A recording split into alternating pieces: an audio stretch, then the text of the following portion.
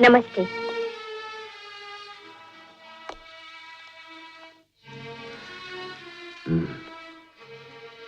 जानती हो हमने तुम्हें यहाँ किस लिए बुलाया है? जी, रिश्ते की बात करने। किसका रिश्ता? मेरे बेटे और आपकी बेटी का। लड़के लड़की के रिश्ते के लिए और कई रिश्तों का भी जुड़ना जरूरी होता है।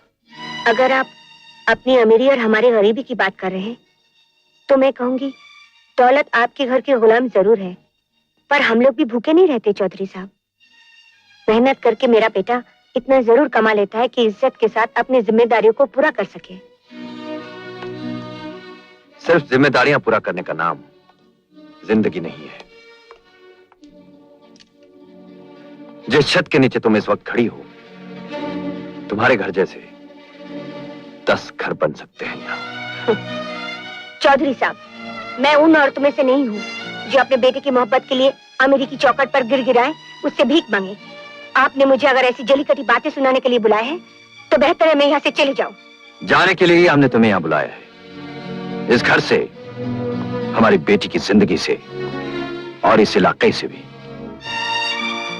अगर ये मशवरा है तो मैं इसे आपकी नासमझी समझूंगी, और अगर ये धमकी है तो मैं इतना कहूंगी, धोखे से भी कोई ऐसा गलत कदम मत उठाइएगा जिसके लिए आपको बाद में पछताना पड़े। गंगा! अगर आप मेरा नाम जानते हैं तो शायद ये भी जानते होंगे कि मैं एक फौजी की पत्नी हूँ और मेरा बेटा एक फौजी का बेटा है।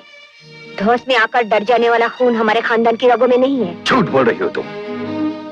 जिस आदमी का खून तुम्हारे बेटे के रगों में दौड़ रहा है, जिसके नाम का सिंदूर तुमने अपने मांग में भर रखा है, उस आदमी का नाम क्या है? उसका असली पेशा क्या था? क्यों? क्या हुआ? अचानक ये तुम्हारी बोलती कैसे बंद हो गई? गला सूख रहा है, पानी मंगाऊं? नहीं? तो सुनो, मैं बताता हूं। उस आदमी का नाम है शेर सिंह, डाकू शेर सिंह, जिसकी दहशत से लोग कांपते थे, जिसने कितने औरतों को बेवा बना दिया, कितने माओं की गोद सुनी कर दी और कितने बच्चों को यतीम करके सड़कों पे फेंक दिया। हाँ, मेरे पति डाकू थे। हालात ने उन्हें डाकू बनने पर मजबूर कर दिया था, लेकिन उनकी आत्मा, उनके शरीर में बहते हुए शरीफ खून ने उनसे प्रायश्चित भी करवाया है। जिस प्रायश्चित से डाकू वाल्मीकि ऋषि बन गए, क्या उसी प्रायश्चित से मेरे पति समाज में एक शरीफ इंसान नहीं कहलाएंगे? सब किताबी बातें हैं गंगा, कहानियां हमने भी पढ़ी हैं वाल्मीकि की। सच्चाई तो यह है कि तुम डाकू शेर सिंह की पत्नी हो, और जब लोगों को इस बात का पता चलेगा तो जिल्लत और रुसवाई की आग तुम्हारी चारों तरफ फैल जाएगी। फौजी का बेटा चिल्ला चिल्ला कर अपनी इज्जत का डंका पीटने वाला तुम्हारा बेटा इस आग में झुलस जाएगा।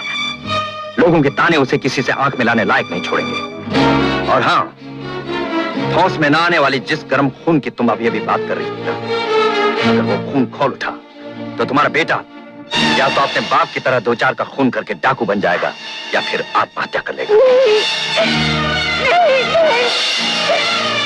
तुम मेरे बेटी के लिए रिश्ता लेकर आई थी ना?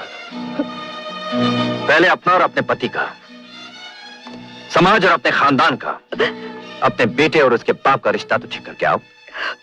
हाँ, अगर ये सारे रिश्ते ठीक हो जाएं, तो मेरी बेटी के लिए रिश्ता लेकर जरूर आना।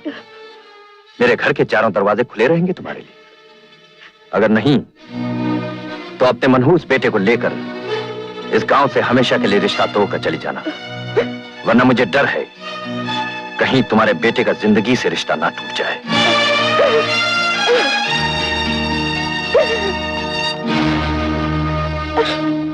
माँ जी? पापा, माँ जी रोती हुई क्यों चली गई? उनको अपने पुराने टूटे हुए रिश्ते याद आ गए। जरूर आपने कोई उल्टी सीधी बात की होगी। आरती, हम तुम्हारे पिता हैं। लाड़ प्यार का ये मतलब नहीं कि तुम बोलने की तमीज भी भूल जाओ। पापा, मैं माँ जी से। आरती, आज के बाद तुम इस घर के चौखट से बाहर कदम नहीं रखोगे। चलो ऊपर चलो, चलो। खबरदार, आज के बाद इस घर से बाहर कदम रखा तो।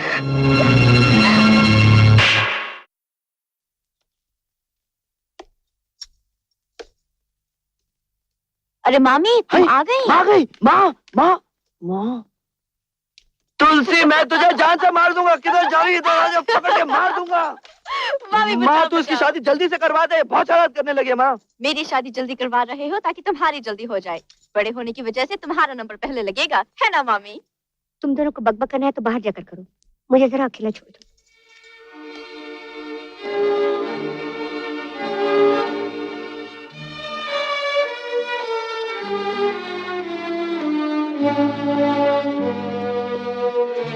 क्या बात है माँ, तू इतनी चुप क्यों है? बोल ना माँ, चौधरी साहब ने कोई उल्टी बात की क्या? तेरी कसम माँ, अगर उसने तेरा दिल दुखाया, कुछ बुरा कहा है, मैं उसकी जुबान खींच लूंगा माँ। कहा ना मेरे सर में दर्द है, तुम लोग बाहर जाओ। नहीं माँ, हम बाहर नहीं जाएंगे। तुझे मेरी कसम माँ, बोलना क्या हुआ माँ? विजय, माँ तेरे आंख में आंसू? सच बोल माँ, वरना जला दूंगा उस चौधरी के घर को, खाक कर दूंगा उसकी अमीरी को। विजय, तू अपनी माँ को बहुत चाहता है ना? भगवान से भी ज्यादा माँ, लेकिन एक वचन देगा अपनी माँ को। माँ तू। पहले वचन दे। हाँ मैं वचन देता हूँ माँ। तू तू आरती को भूल जा बेटे।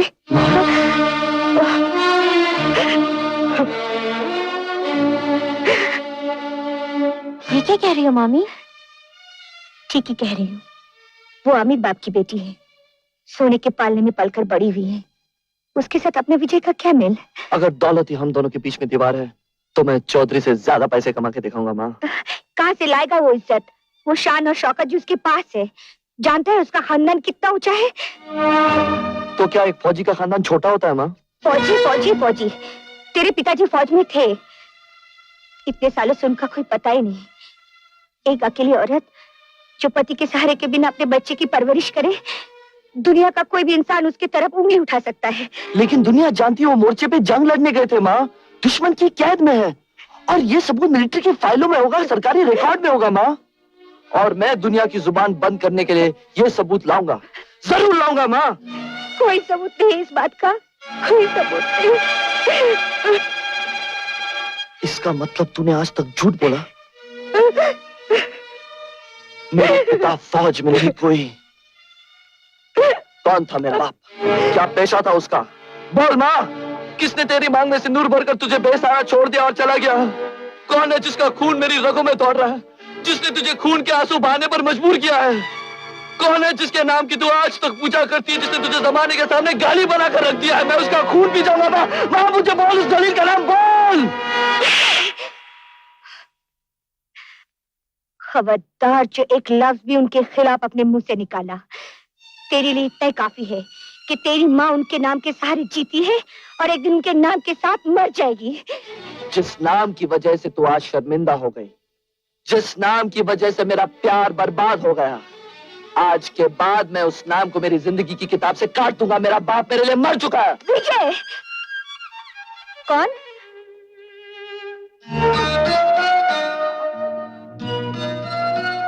कौन है? क्या चाहिए? वो प्यासा हूं मैं। अभी लाई पानी।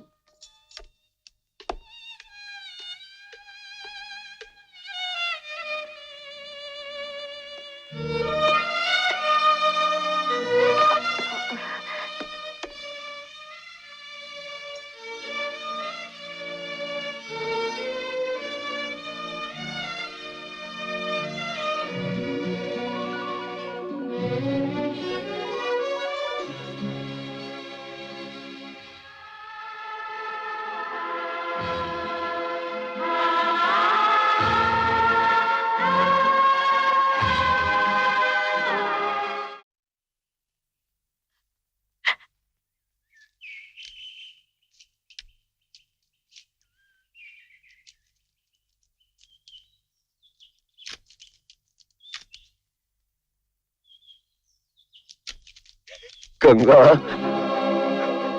ओ गंगा, है तू कैसी है गंगा? है? कैसी है तू? जेल से निकलने के बाद घर पहुंचने तक कितने सपने देखे थे मैंने सोचा था अपना विजय मुझे देखेगा तो बाबा कहकर मेरे सीने से लग जाएगा, लेकिन लगता है मेरी जिंदगी की जंग अभी खत्म नहीं हुई। कब खत्म होगी ये जंग? कब खत्म होगा ये बिछड़ना? शायद शायद मेरे गुनाहों की सजा अभी पूरी नहीं हुई, लेकिन तू चिंता मत कर। देख, मैं अब आ गया हूं ना, अब मैं जीऊंगा, तेरे लिए जीऊंगा, अपने बेटे के लिए जीऊंगा, तुलसी के लिए जीऊंगा, अब सबके लिए सब कुछ करूंगा। विजय विजय आरती से बहुत प्यार करता है, मगर आरती का बाप रजामंद नहीं हो रहा ना? हिम्मत मत हारो, मैं आ गया हूं। अब कोई उनकी तरफ उंगली उठाकर नहीं देखेगा। मैं विजय की हर खुशी पूरी करूंगा। हाँ हाँ गंगा, हाँ गंगा, गंगा तुम जाओ, तुम घर जाओ, कोई देख लेगा। जाओ।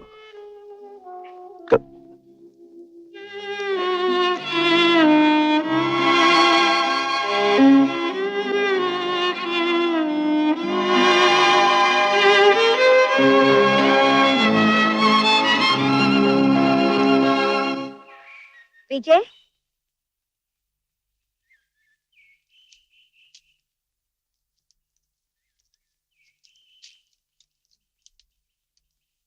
एक वचन देगा माँ को? क्या? आरती को मेरी बहू बना दे। माँ, ये तो क्या कह रही है? तूने तो कसम दी थी कि... विजय, तेरे प्यार के बीच में अब कोई नहीं आएगा, मेरी कसम भी नहीं।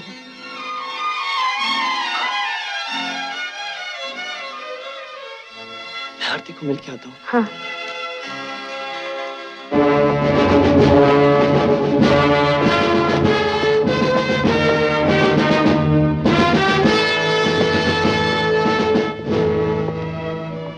मैं आरती से मिलना चाहता हूँ। आप आरती जी से नहीं मिल सकते। क्यों? क्योंकि आरती खुद तुमसे मिलना नहीं चाहती। ये आरती की मर्जी नहीं, आपकी मर्जी है चौधरी साहब, और अब वही होगा जो हम चाहें। इससे पहले कि तुम्हारी माँ का इकलौता सहारा छिन जाए, चुपचाप चले जाओ। उसी माँ के हुक्म से मैं आया हूँ चौधरी साहब, और आरती को मिले बिना मैं नहीं जाऊंगा। ठीक है, तुम अभी उससे मिलोगे। विजय तुमसे मिलने आया है। विजय? ठहरो। जीवा उसे निशाने पर रखेगा। तुम उसे जाकर सिर्फ ये कहोगी कि तुम उससे मिलना नहीं चाहते। उसके आगे तुमने एक लफ्ज भी कहा तो उसकी लाश गिरा दी जाएगी।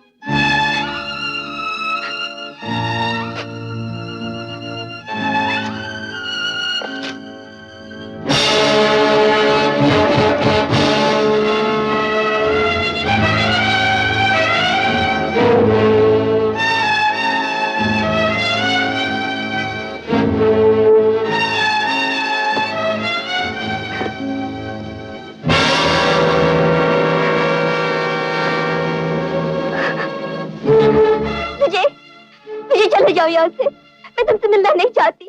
आरती, आरती, ये तुम क्या कह रही हो आरती? जो मैं कह रही हूँ वही सच है। चले जाओ और फिर कभी मत आना। सुनो आरती, अब कुछ कहने सुनने की जरूरत नहीं, तुम जा सकते हो।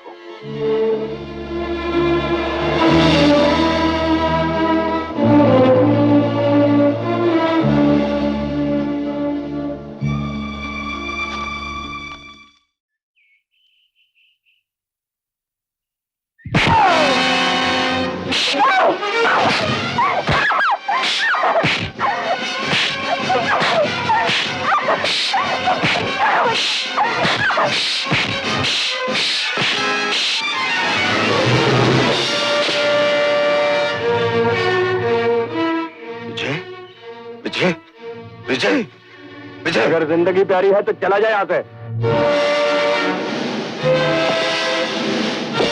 इससे पहले कि मेरा खून खौल जाए, तुम सब चले जाओ यहाँ से।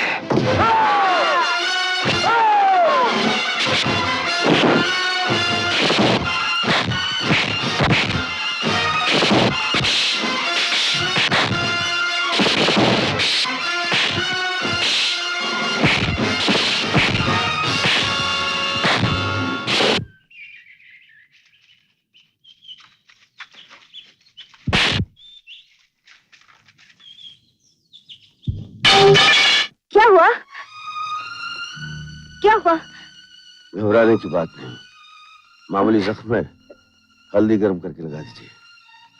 आइए अंदर आइए। भैया, क्या हुआ भैया को? तुलसी जल्दी जा, हल्दी गर्म करके ला। सुनिए, आप कहाँ जा रहे हैं? मैं इन जख्मों का हिसाब चुकाने जा रहा हूँ। मेरे जख्मों का हिसाब चुकाएगा ये आदमी। कौन है सर? भैरव सिंह, शेर सिंह का पुराना साथी। हर पुलिस स्टेशन में इसकी तस्वीर भेज दो। मुझे ये आदमी जिंदा चाहिए। सर, विजय को चौधरी के आदमी ने बहुत मारा। क्या बकते हो? आप तो जानते हैं सर, चौधरी साहब कितने बड़े आदमी है, ऊपर वालों से दोस्ती है, इसीलिए किसी ने कंप्लेन नहीं की। चौधरी की ऐसी की तैसी। चौधरी,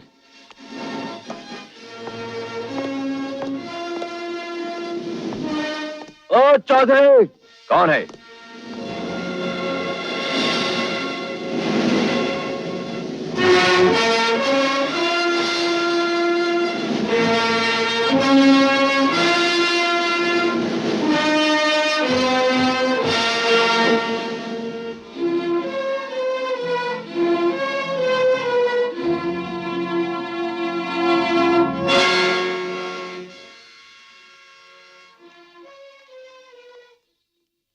शेर सिंह, बरसों बाद तुम्हें देखकर मुझे कितनी खुशी हो रही है, इसका अंदाजा तुम नहीं लगा सकते।